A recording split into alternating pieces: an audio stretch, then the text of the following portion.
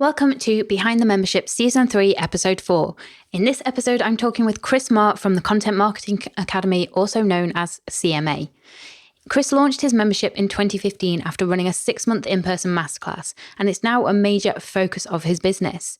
Here, we're talking about the importance of customer experience and community culture, using free in-person workshops as a way to attract new members, and how Chris has recently launched a very low-cost price tier to help those who can't afford his membership fee yet. We also talk marketing challenges, how Chris is successfully using Slack for his members community, and how the membership has enabled Chris to create the lifestyle that he wants as he's undergone the transition to being a father of 4 and family man. Chris has some great insights to share with us, so let's dive in. Welcome to Behind the Membership with Callie Willows. Real people, real stories, real memberships. On today's show, I'm joined by Chris Marr from the Content Marketing Academy. Thank you so much for joining me on the show today, Chris. Thanks for having me on, Callie. It's nice to be here. Thank you. It's great to have you. I'm really looking forward to actually talking to you a little bit more about CMA. So first things first, could you actually tell us a little bit about the membership? Who's it for? What do you offer?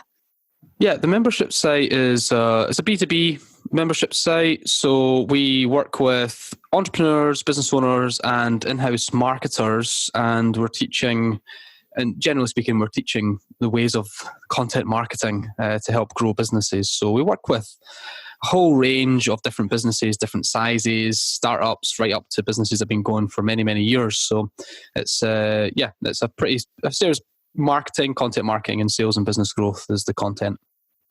Awesome. And so how long have you had the membership for now? Yeah, the membership started as a move from a 6-monthly in-person event that we used to run in 2 different locations. And then once that wrapped up, we moved it into an online coaching program. So that was in 2015, the end of 2015. Awesome. So 4 years now then. Yeah, we're somewhere between year 3 and 4 on the membership site. Yeah. Yeah, I think 2015 was obviously a good year for memberships because that's when we launched as well. Yeah. And so you mentioned that you were doing kind of the live event initially. So what actually made you decide to transition that into a membership? Yeah, I was running like 6-month, it was like 6-month master classes, you could call them, not masterminds. I was teaching content marketing in these classes. I had one in one location, one in another. And then as they started to wrap up, I was like, well, what are we going to do with, like, how are we going to provide an ongoing service for this group of people? There was about 20 or 25 people at the time. So what I decided to do was just pull it into like an online kind of like forum that kind of morphed from a Facebook group into like a more private community where I was kind of providing content and teaching it. Kind of was very, very organic. The whole thing was very organic. I knew that I've known for a long time that I wanted to have a membership site from before I even started my business back in 2012. That was like one of the first business models that I built. And it was just this step-by-step process from going from workshops and in-person events and then into the membership site. So it was kind of a very organic process, but I think I always knew where I wanted to get to. Awesome. And the membership's open for people to join anytime, isn't it? Yeah, yep, it's an open membership. That's correct. Great. And so do you also offer any other services or products as well, or is the membership a full-time business for you? It takes up pretty much all of our time, but so the membership is like a major focus for us, but I also do consulting and speaking, and we also do workshops as well. Awesome. So a few other things there as well. Yeah. And so final practical question then, how much is the membership? Yeah, we've got two prices. You can join at £49 a month, or I think it's like £468 a year or something like that. And that's for all established businesses. So we realized that there's a big part of the marketplace that we're working with in our workshops that might not have the cash flow or the budget to actually join CMA as much as they wanted to learn and develop their businesses. They just couldn't make it work. So we introduced a starting price as well, which is actually £4.99 a month or £49 a year for the first 12 months. So that allows people that don't have the budget, or they haven't like fully established their business yet, or haven't even got their first customer yet, they can actually join us still and learn about content marketing. So we've got those two prices. That's really interesting. So what made you decide to actually take that approach of offering that really low cost tier as well? Well, we know that, so people can have the desire, the motivation, or the passion to want to learn about content marketing at any time in their business, right? So it doesn't really matter if they were a well-established business or if they were a startup. And what we realized was we just weren't making ourselves as accessible to all the right people. So the right people for us is in the main, in a sort of like a priority or a hierarchy, is like, we first of all want to get people that want to learn, like they're committed to growth and learning and want to see results in their business first. And then after that, it's like, do they have the money? Are they, to commit to that? So what we realized was there was a lot of people that we've been working with at our workshops, because one of our sources of leads is a free workshop that we run 4 times a year. So at those workshops, there's often startups or people that are like pre-revenue or pre-profit. So they don't have a lot of money, they don't have a lot of budget to put into this sort of thing. So what we did was we opened up a new pricing tier that was specifically for people that had revenue under £10,000, an annual revenue of under £10,000. Just because, we didn't really know that it was going to work until we did it, and then it's worked. Loads of people are taking advantage of it now, which is great for any membership, to have new blood coming in and new members coming in and a new audience to teach and all the rest of it. So it's been great. Cool. And so did you have any kickback from existing members when you bought in that tier? Not that I know of. Some people commented on it, but in the main, it didn't really affect any of our current members, I don't think. I think I've had one person that sort of said, in fact, there was 2 people, Callie, that said, I think I need to move on to this other starting tier. And to be honest with you, it was if you think about it from a transparent perspective, it's like, if you're not making any money and you don't have the revenue, you've got 2 choices. You're either going to leave CMA or you can still pay us £5 a month. So in my mind, it's like, I would rather keep the customer than have them leave entirely. So there was a couple of people that commented on it and asked if they could move, but nobody really sort of kicked back on it as such. I think everybody saw, we did a bit of content around it and explained to the members why we were doing it and why we felt was important. And most of the people that commented were saying, we totally get it. We understand why you would do this. And if I was, a couple of years ago, if you had done this for me then, I would have absolutely taken advantage of it. I think that's great. And I think, the fact that you were transparent with members about what you were doing and why probably, was a big part, as you say, of why you didn't have any issues with members when you bought in that lower price. Yeah. And am I right in, did you say that that's just for the first year as well? So after that, do they go to the full membership price? Yes, there's a little bit of responsibility on us as teachers to, that we're saying basically, if you're not going to get up to that point where revenue is going to be at the point where we feel like you can afford the normal pricing tier, then perhaps we've done, you haven't got the value from CMA, and we're saying it's our responsibility to to help you to get to that level. So yeah, after 12 months to go, then they would go onto the normal pricing tier. I think that's actually quite a good way of kind of highlighting that responsibility as well for the member to actually take action to improve their position, improve their income and things, so that they can not only afford to stay on the higher tier, but also want to, because they've already had those results and know what can be possible when they actually work at this. Yeah, and maybe we can have a conversation in a year's time, and I could explain a little bit if there's any conversion from the starting pricing tier to the normal one. I have no idea what's going to happen. We've only been doing this for a month. It's working in terms of getting new members in, and those people that couldn't buy from us are now buying from us, and I'll be able to let you know in a year's time if people are moving on to that level of pricing. Awesome. I will check back in with you then. Yeah. So you've been running the CMA for a few years now. What's been your biggest challenge over that time? The challenge is, there's been so many challenges, Callie, with running a membership site. I think the biggest one is finding something, a marketing strategy that can consistently generate new customers. So we've been running the membership properly for like 3.5 years now, and I'm the kind of person that sticks to something once I find it. I know a lot of people are the type of people who try something and like within a couple of weeks they're like, oh, it doesn't work, I'm going to try something else. Oh, it doesn't work, I'm going to try something else. But I'm the kind of person that'll like pick something and go, we'll do it for a year and see what happens. So, but in that time, I've really struggled. Like the biggest challenge is finding a marketing strategy and a sales strategy that really drives in a consistent and predictable in some regard. I know it's very difficult to control everything, but just finding something that works basically and having a lot of patience for it to work as well.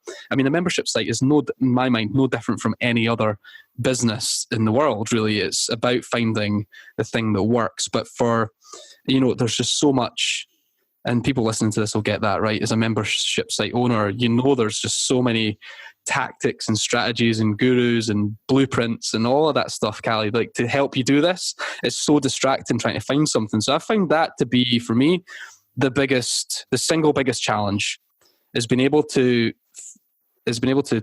take a strategy, build that strategy, implement that strategy, stick to that strategy, have the patience to see if it works or not, and then being able to change that when it doesn't, and not be distracted with all the other things in the meantime. Huge challenge. Yeah, I think that not getting distracted as well is especially a challenge we'll all be familiar with. Mm-hmm. So I'd love to know, actually, you mentioned there that you've tried different strategies and things like that. Mm-hmm. What are a few of the different things that you have actually tried? Yeah, we tried a closed door membership for a while, for about a year, where we had a waiting list, and then we would open the doors when a place came available. And we did that for about a year and a bit or something like that, and it just didn't work for us at all. And I'm not entirely sure why. We could probably do a whole episode just on that and what we learned from it, but that didn't work. And then we moved it over to an open, and it's just been like night and day. It's like it's just transformed everything, really, to be honest. So I think, like I said, part of this whole journey was you're trying to figure out what works, and you've got to try different things sometimes to make that work, and you've got to be prepared that the things you're trying just might not work out the way you want them to, and be comfortable with that and accept that and have the patience to kind of move on and try something new. Yeah, definitely. And so if that's been the challenge, then what's been your actual highlight or the favorite thing about having CMA and the Content Marketing Academy? Oh, there's so many good things about having a membership site. The favorite highlight, I think being able, as a marketer, being able to work with people all over the world is something I say is a highlight, because it's a membership site. You really have got the reach, like the global reach, instead of it just being sort of like, if I was still a marketing consultant and that's all that I did, then my clients would probably all be in my local area typically. So I think that's been one of the major highlights. And the other highlight I would say is having a business that you can sort of play with has been interesting too. So it's been good to just being able to try different things and experiment with different things and move fast has been great as well. So it's just, there's loads of reasons why I like loads of highlights with the membership site, but I'd say ultimately, Callie, it's been able to, being able to work with good people all over the world. Awesome. I love that. And so changing gears a little bit now, we already touched on this a little bit when you talked about the challenges, but what are you finding is working well for you at the minute when it comes to attracting new members? Yeah, so we don't do any advertising for our membership, like no paid ads. It's all through content marketing and essentially what we teach. We sort of practice what we preach, I guess, which is good. I would say that the one thing that truly has changed for us in terms of how we get customers is having like just ultimate consistency in our marketing. I've seen the days where we've been inconsistent. I've seen the days where we're consistent, and making sure that not just that we're turning up consistently at the same time, but also that our brand is consistent across all platforms as well. That's been like absolutely key to getting new customers. The way that essentially the way that we're showing up on all social platforms with our content and our brand, that whole consistency, Callie, has been a game changer. Yeah, I think consistency is king there, as you say, and especially across all the different channels that you're using. And so I actually wanted to touch on something that you mentioned earlier, which is that you also do some in-person workshops, did you say, that you kind of use to feed into the membership? Yes. So this is something that we're working on at the moment. So ever since I started my business, I think the first thing that I actually sold in my business in 2012 was a workshop. So we've been doing workshops for a long time, even back to when I was in my old job.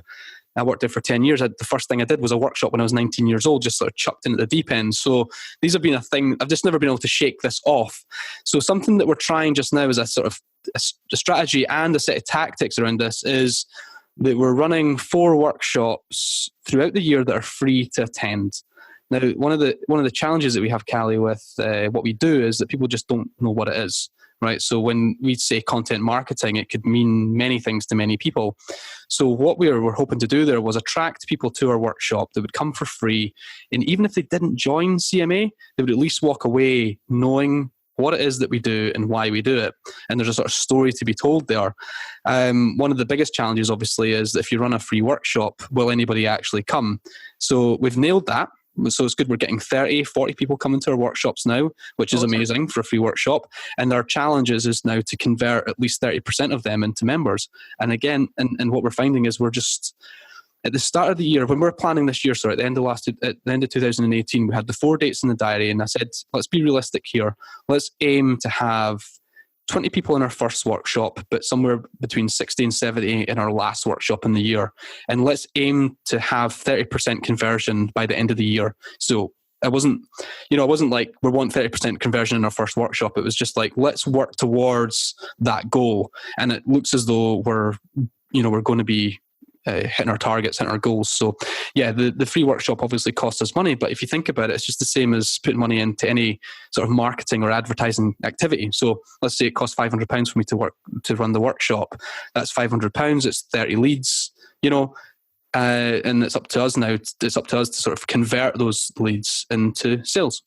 So that's one of the things we're doing. I know it's kind of like, I don't know if if other people do this in their membership site. A lot of people do online marketing and advertising, but we've decided to do it this way. But it's something I'm really passionate about, Callie, is the teaching element. I think that when people come to our workshop, they join us, it's a really strong, qualified customer. Like they've seen me, they've met me, they've learned from me, and they understand exactly what we're doing. So I feel like it's a big part of that trust that's needed is just dealt with in that 2 or 3 hours at that workshop. Yeah, it's a really interesting approach. And I guess, are you deliberately kind of narrowing things down, looking for more local members to the membership? Or are you just trying the more local approach and seeing how that goes? Well, I'm sure we'll talk about it later on, but I have a family. So the idea is to try and contain the business a little bit in terms of where we're reaching out to. So we have members across the UK and across the world in CMA. But I've got to kind of really think about, well, what am I capable of? How much time do I have? What are my constraints? And if I want to run workshops, then I'm going to have to do them. We would love to do them all over the UK if we could, but the resource just isn't there for that. So we're essentially doing what we can with what we have where we are.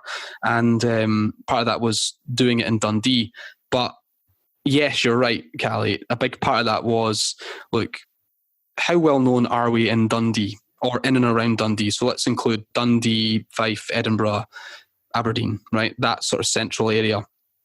How well known are we in those areas? Well, not very. So, part of the sort of strategy is, well, what if we just become really well known in this area first, and then we can grow out of that area as it sort of happens, and that sort of makes sense to me to do that. So yes, there's a part of the strategy is about becoming much more known locally as well.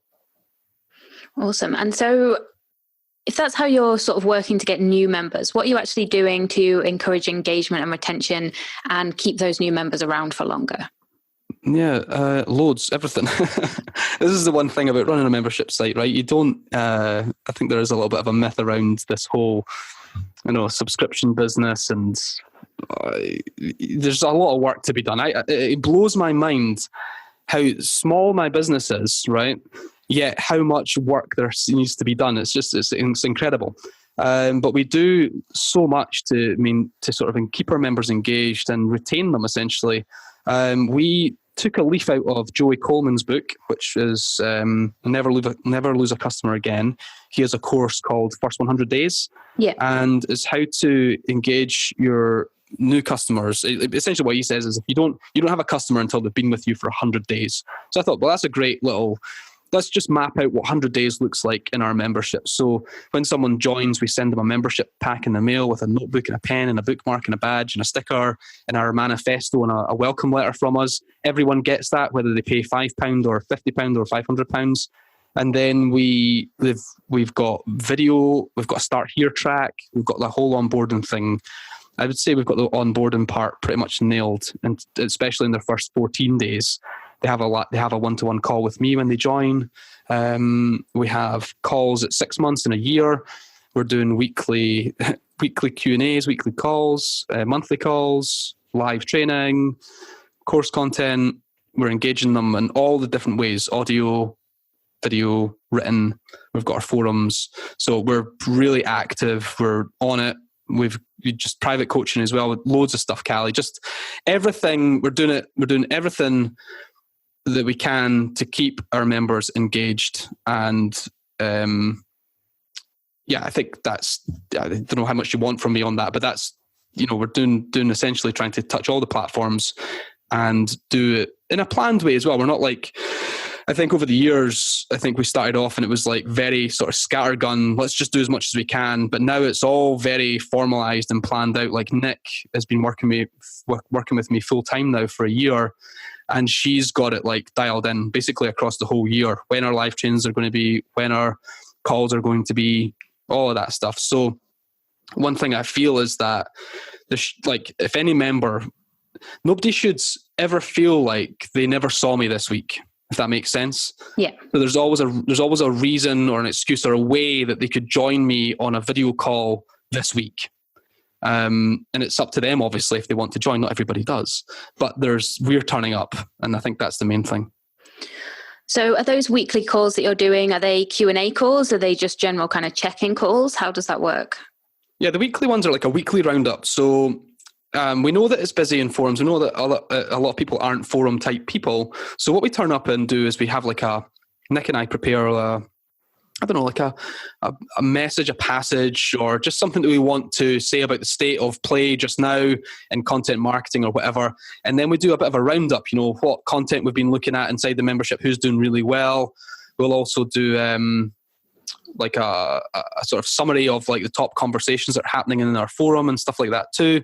And just generally, it's kind of like having your weekly team meeting essentially. And then we send that out as a replay. We also send out a document and an email as well every single week, so that people that aren't, what it's like, people dipping in and out across the year, they go quiet sometimes they're more involved and more engaged, but at least they've always got a weekly roundup that they can go in and dip into if they want to see what's been happening in CMA.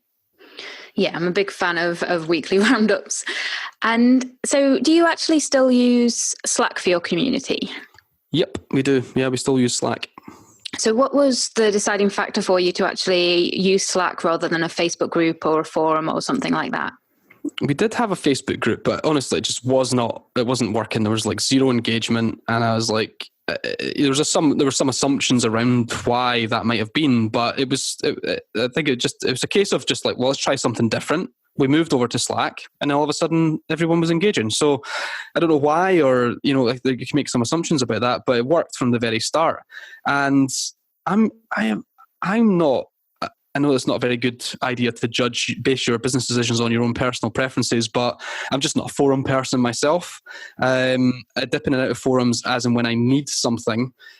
So Slack ticked a box in terms of it can be a resource. You can keep resources in there, but you can also have the conversational thread, which is really what, like, for example, a Facebook group is really good for that. For example, like having those conversations, those chats, and Slack does that really well too. So if there's been times over the years, Callie, where I've like, should we move to something else? Should we move to a different platform, another forum perhaps? And I've never been compelled so far to move to do it. But it sometimes floats in and out of my mind whether we should do it or not. But I never ever come to the point where I feel like I've got a sort of like a definitive business case for moving. And have you found that members actually get on board with Slack quite easily? Yes and no. I would say it's half and half. Some people really struggle with it, but again, my assumption is, looking at the struggles they're having, I think they would struggle with any digital platform they were going into. I mean, how Slack is so easy to use. It's just like using like a messenger app.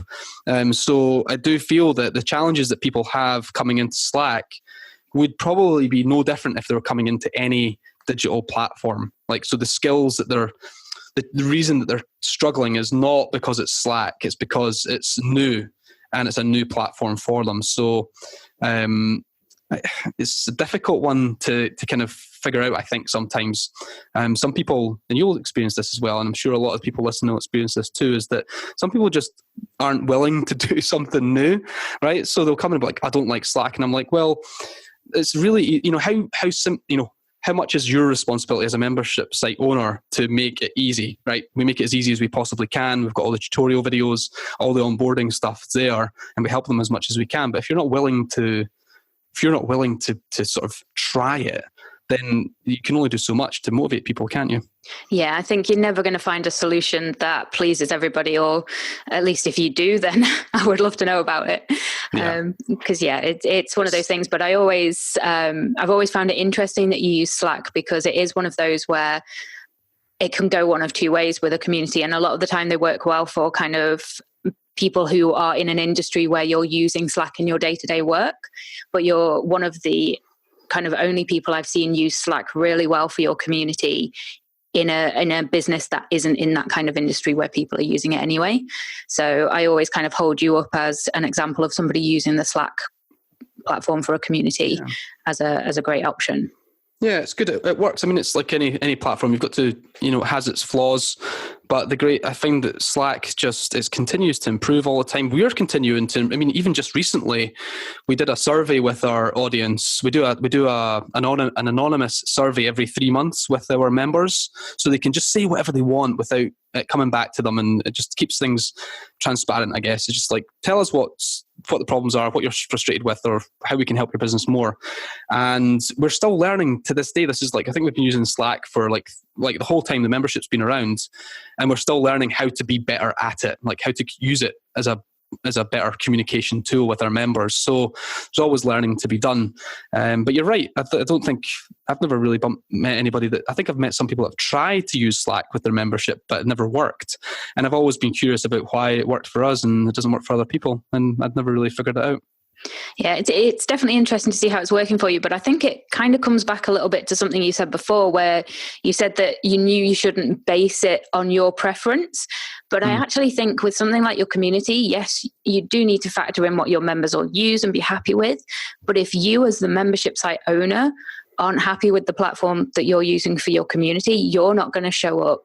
And, therefore your members aren't either. So the fact that kind of you personally like and enjoy Slack and it makes sense to you and it works for you, that's probably a large part of why it's working well for your community as well, as opposed to if you tried to shoehorn yourself into a forum, which doesn't work for you.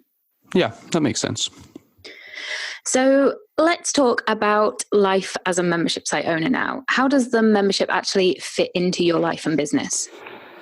Like a glove, Callie. It's been amazing, and like I said, I've always wanted to start a membership site from the very when I was just playing with business models way back when I was at university. I was just like playing with them and thinking, that'd be really good to have the subscription-based model, all the rest of it, and I really got attached to this idea of having a subscription-based business of some sort.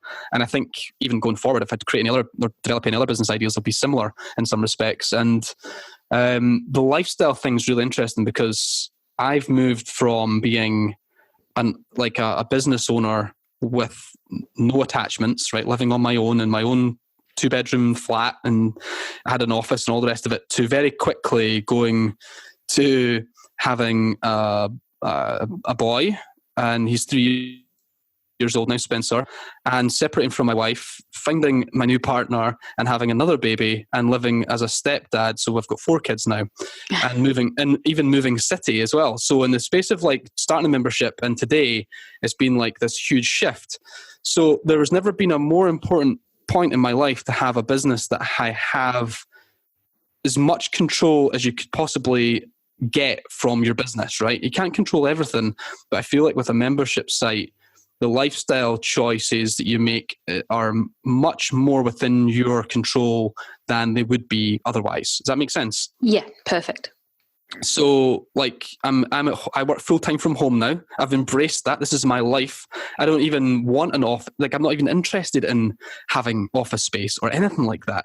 I want a small team. I want to work virtually. I want to be able to, in fact, after this call, I want to be able to hang up the call and I want to walk at my office and I want to go and play bricks with my baby daughter, Luna.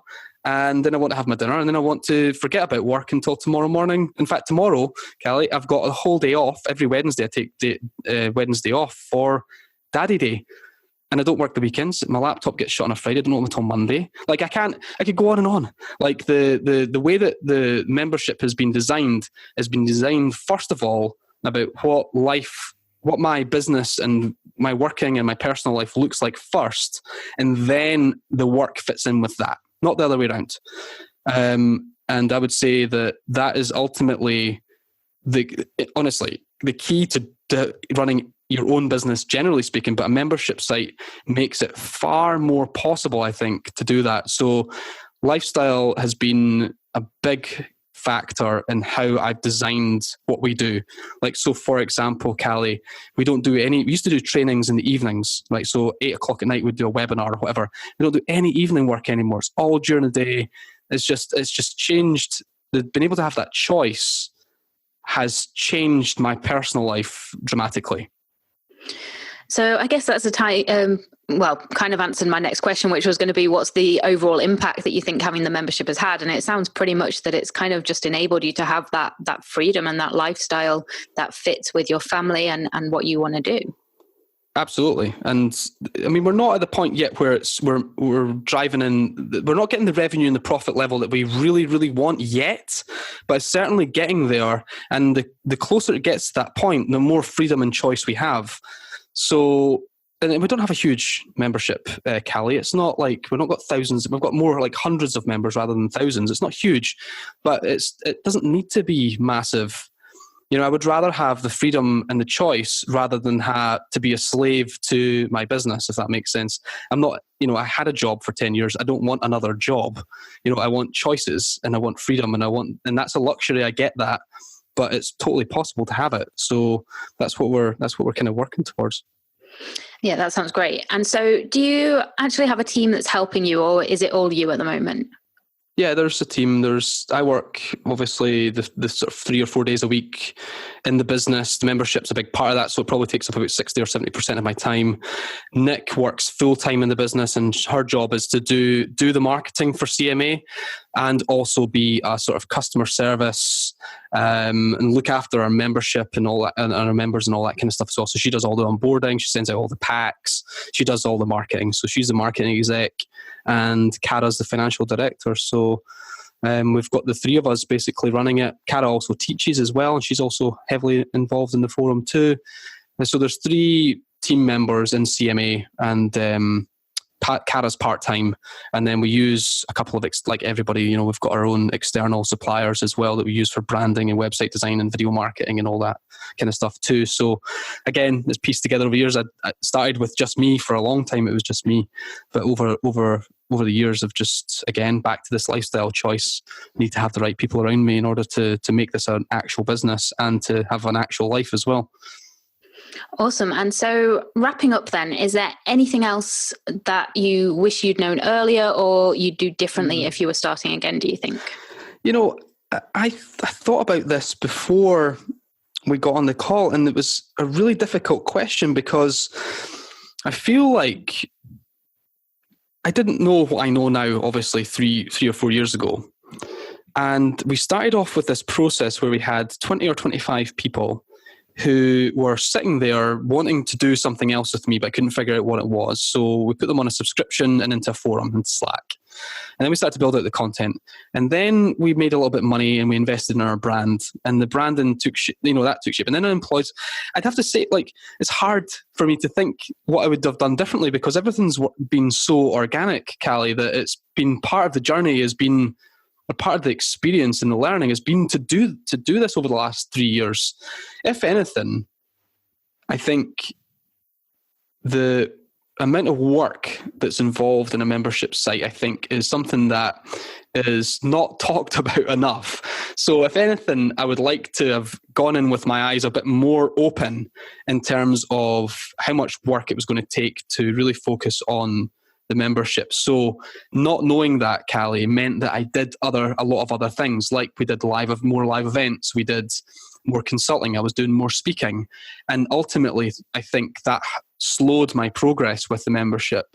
And knowing what I know now, I think I would like to have said no to a lot of things back then and instead focused on building the membership because, like I said, I think that it takes a lot more work than people realize. And for about a year and a half, I did no consulting at all, just to focus on the membership. And it was needed. I can't explain it any other way than that it's just far more demanding than you think it's going to be. Yeah, definitely. And so do you have any tips for somebody that is thinking about starting a membership site? Well, listen to your podcast would be one thing. Just like I said, this podcast did not exist back then. I don't even think you guys, the membership guys, had a podcast back when I was starting out. I think I was kind of like sort of a sparkle in my eyes and thinking, oh, right, loads of thousands of members all paying me a small amount of money per month. It's going to be easy. It's just, God, just need to get your things everything together, planning, strategy, business model, pricing, exactly what your unique offer is going to be. I think if I was to teach someone or help someone that was starting a membership site today, I think there's a lot of learning that I've done over the last 3 or 4 years that you could do in a very short space of time that would put you in a far better place to be successful quicker. So I think listening to your podcast, get into the membership guys, listen to the stories, learn from other people's mistakes, and just get stuck in, do the work. It's a lot of work that needs to be done, and it's not going to be, you're not going to launch your membership site and then just be like, right, I'm done, and then just watch the members flood in. It's it just doesn't work like that. So get your ideas straight. Really understand what you're getting yourself into here and just, get prepared for that road, that journey. Perfect advice there. And so finally, I'd love to know what's next for you. What are your goals for the membership? One of the big things we've been working on at the moment is trying to find that, like I said at the start, that sort of challenge that we're having about generating more predictable, consistent leads. And I would say this year and next year is going to be figuring that out more, getting closer to an answer to that question. And the other thing that we're concentrating on a lot at the moment is the customer service or customer experience element of CMA. So we recently decided to stop doing our big annual event, which is essentially where all our members would meet once a year. And I think based on feedback that we got, people were saying, I thought what would happen is that CMA would kind of lose its magic, but actually it feels like you've got a spring in your step now. And what we're really focusing on, Callie, is trying to build a customer experience around CMA that kind of goes beyond just an online product. So we're looking at, we're just looking at everything to make that experience for our members, regardless of how long they've been around, a special experience that doesn't necessarily mean that they have to be an in-person event, which is the ultimate. Having an in-person event where your members can come to is so powerful. But how do we do that without it? That's the challenge now for us, is to figure out how to do that. So I highlighted some of that earlier, but we've got gifts that we send, birthday cards, water, branded water bottles, the welcome packs, t-shirts, stuff like that, just to make them feel part of our culture. We designed a manifesto, and sometimes, and just the other day actually, someone shared a picture with me. In the background, it's all our manifesto, and our posters are on their wall behind them, and they've got our stuff on their desk and things like that. So that's kind of I'd say that's the biggest thing that we're working on, is making CMA a bigger part of people's lives at their work or in their business. And I think going forward, that's the one thing that we're really going to be focusing on. I love that. I love that you're creating that entire culture and experience around it, rather than it just being, here's some content and, here's some weekly calls and things. So I love that you're making it that experience. Yeah. We want to be around for the next 10 years, Callie. That's always in my mind, is like, what does this look like in 10 years time? And if we want to have a real business and want people to enjoy that experience, then it's going to have to go beyond just a few courses and, in a forum. It has to be something that they believe in and they want to be part of. Yeah, definitely. And so if somebody wants to find out more about you and the Content Marketing Academy, where's the best place for them to do that? Yeah, if anyone's got any questions or something they want to talk to me about, something we've covered today, then the best place to find me is on Twitter at ChrisMarr101. And just look up the Content Marketing Academy online. You'll find our website there as well. And there's loads of information on there too about us. But Twitter is probably the best place to get me. Awesome. And I'll be sure to put the website links in the show notes as well. So with that said, thank you very much for joining me today, Chris. It's been wonderful to chat with you and to hear more about the Content Marketing Academy. I'm really looking forward to kind of circling back with you next year and seeing how that pricing experiment's going, and as well as seeing the new things that you're doing with that culture and experience, because I think, you're already doing great things in that arena. Yeah. Thanks, Callie. It's been great being on your podcast. Thanks for having me. That's it for this episode, folks. Thank you once again to Chris for joining me, and thank you for listening. I hope you've enjoyed the show, and I'd love to hear your takeaways. Let me know over in the free Facebook group, talkmemberships.com, or on Twitter at membershipguys. I particularly like Chris's focus on both creating a whole culture for his membership and constantly working to ensure a top-notch customer experience, as well as his willingness to test and experiment with his marketing for the membership. If you'd like to connect with Chris, then tweet him at ChrisMarr101 or visit thecontentmarketingacademy.co.uk. And of course, you can find those links along with the show notes and transcript over at themembershipguys.com/BTM26. That's it for this week, but tune in next week for another episode. If you've enjoyed today's episode of Behind the Membership, we invite you to check out the membersiteacademy.com. The Member Site Academy is the essential resource for anyone at any stage of starting, growing, and running a membership website. So whether you're still figuring out what your idea is going to be, or whether your website is already up and running and you're just looking for ways to grow it and attract new members, then the Member Site Academy can help you to get to the next level. With our extensive course library, monthly training, exclusive member-only discounts, perks and tools, and a supportive, active community to help you along the way with feedback, encouragement and advice, the Member Site Academy is the perfect place to be for anyone looking to start, manage and grow a successful membership website. So check it out at membersiteacademy.com.